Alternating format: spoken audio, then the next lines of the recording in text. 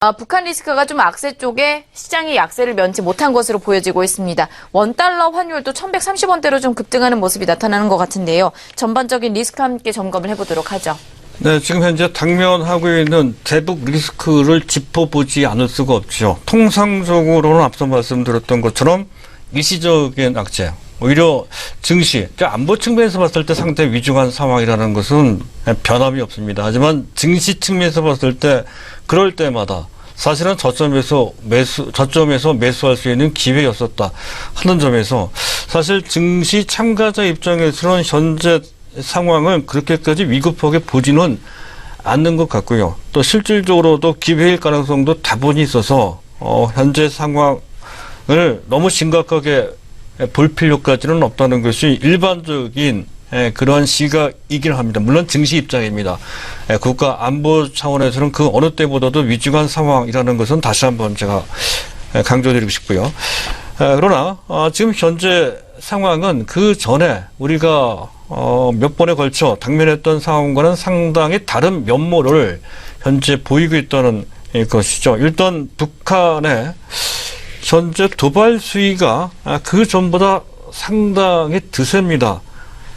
현재 지금 우리나라를 비롯한 우방 국가들이 제시하고 있는 이른바 레드라인, 넘어서는 안 되는 위험 분계선이죠. 그 선을 넘어서는 단계까지 갔다는 것이죠. 가장 대표적인 것이 물론 육자 핵실험까지는 안 했습니다만은 대륙간 탄도미사일 ICBM을 개발하고 시험 발사까지 했죠. 거기다가 어제 나온 뉴스는 소형 핵탄두까지 개발한 것으로 알려졌습니다. 소형 핵탄두는 ICBM에 탑재될 수 있는 핵탄두가 되겠습니다. 미국으로 봤을 때 상당히 위협적인 현재 상황이라는 것이죠. 이런 정도로도 충분히 레드라인을 범한 것이다. 그렇게 느낄 수 있을, 침범한 것이다. 이렇게 느낄 수 있을 만큼의 위협거리가 되는 상황이고, 이를 통해서 미국의 대응이 그 어떠한 정보보다도 상당히 강경하죠. 아주 원색적으로 비난을 합니다. 얼마 전 전쟁도 불사하겠다는 얘기도 나왔고요. 어제 나온 얘기는 북한이 그런 식으로 나오면 화염과 분노가 현재 넘칠 것이다. 이렇게 표현까지 했습니다. 자, 이런 식의 상황이면 일촉즉발, 북한도 불바다 얘기를 또 하고 있으니까요. 일촉즉발 전쟁 위기로까지 번질 만한 그런 위중한 상태가 됐다는 건데요. 이런 분위기, 그 어떤 때보다도 그 긴장 수위가 상당히 높다는 것 하고요. 또 한 가지는 이런 대북 문제가 본격적으로 불거진 타이밍은 지난 4월 달입니다. 당시 현재 북핵 문제, 핵 문제가 좀 있었고요. 또 현재 그와 관련돼서 미국의 대응이 그때부터 좀 강경했죠. 칼빈슨호 항모가 북한 근처로 또 이동하기도 하고요. 그런 식으로 해서 현재 긴장이 한껏 고조되는 그런 분위기가 지난 4월 달부터 현재 있었습니다. 그때부터 현재 때때마다 시시때때 현재 특히 우리 증시에 상당한 부담으로 작용이 됐다는 건데 벌써 4개월이 지나가고 있습니다. 이것이 단기적인 악재가 아니라 매우 구조적이고 장기적으로 진행되고 있는 그런 모습은 그 전과 좀 다른 모습입니다. 그 전에 어떤 사태가 있었으면 사태는 대부분 단기로 끝났단 말이죠. 그 전과 좀 다른 모습이다 하는 것이고요. 또 한 가지는 글로벌 증시가 현재 북한 사태에 대해서 어찌 보면 일본만 해도 그렇습니다. 우리보다 더 민감하게 반응을 하고 있죠. 우리나라가 현재 코스피 지수 현재 1.1% 정도 하락한 반면 일본 니케이 지수는 거의 1.3%, 장중에 1.5%나 현재 폭락이죠. 그런 정도로 상당히 민감하게 반응하는 것도 그렇고 사실은 미국 입장에서 봤을 때는 전쟁의 승패를 떠나서 북한 문제 약간 골치 아픈 문제긴 하지만 국가 경제 전체를 흔드는 정도의 대형 좀 사태는 아니다 하는 것에서 그전 북한 사태가 있을 때마다 사실 미국 증시는 별반 큰 영향을 받지 않은 채 움직였습니다. 하지만 어제 같은 경우에 장중에 그렇게 잘 나갔던 그 어떤 악재도 다 극복을 했던 미국 증시가 북한발 악재가 나오자마자 크게 밀렸던 것은 대체 무엇이냐 하는 것이죠. 그 전과 다른 모습입니다. 그것이 그만큼 위중한 상태임을 뜻하는 것인지 또는 그를 빌미 삼아서 현재 조정을 좀 받겠다는 뜻인지 어쨌든 그 전과 다르게 미국 증시도 또 현재 일본 증시도 민감하게 반응하고 있다는 것에서 현재 상황이 결코 가볍지만은 않다라고 하는 그런 상황이고요. 또 국내 증시도 그렇죠. 지수도 크게 밀리고 1% 넘게 현재 코스피도 그렇지만 코스닥도 큰 폭으로 밀렸습니다. 1% 넘게 급락하는 것도 환율도 다소 좀 불안하죠. 그런 상태. 또 외국인들이 선물, 현물 및 코스닥도 이른바 삼각 순매도 전일까지 이틀 연속 순매수하며 다시 기환하는 듯한 비교적 긍정적인 그런 모습이 나타나서 현재 추가적인 연속 매수가 기대됐던 그런 상황이었던 건데 거기에 찬물을 끼얹는 정도가 아니라 약간 불안하게 느껴질 정도의 수급상 현재 불리한 쪽으로 크게 변화하는 그런 모습이 나타났다는 것도 또한 그렇습니다.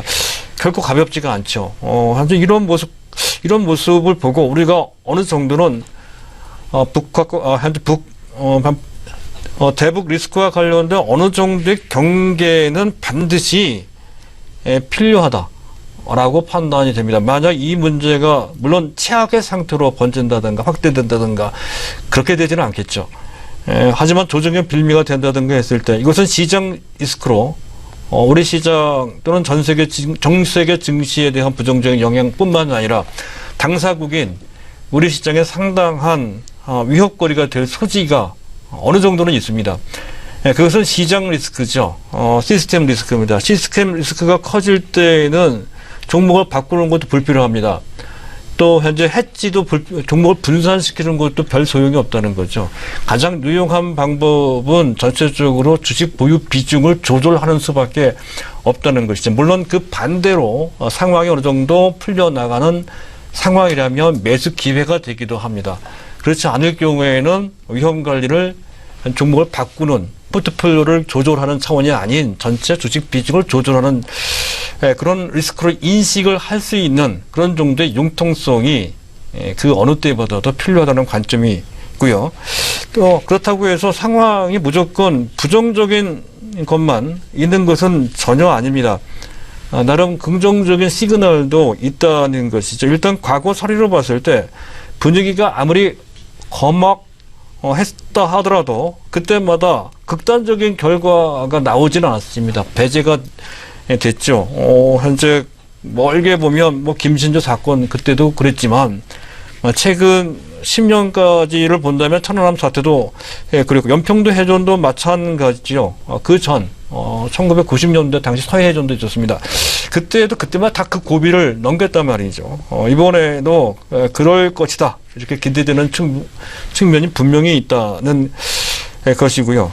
그리고 우리 시장을 본다고 한다면 외국인들의 순매도 물론 2,586억 원 순매도한 이 규모가 결코 작지 않습니다. 선물 쪽도 5천 계약 넘게 금액으로 봤을 때는 약 한 4,500억 정도 되는 것 같습니다. 매도하는 것, 이 규모가 결코 작지가 않습니다. 하지만 우리가 당면하고 있는 이 문제가 시스템 리스크, 시장 전체 상당히 위협적인 문제라고 했을 때 외국인 매도 치고는 상당히 작은 매도죠. 금년 들어 외국인들은 현재 한때 10조 넘게, 지금 현재 누계치로 본다면 약 한 9조 원 정도 순매수하고 있는 상태입니다.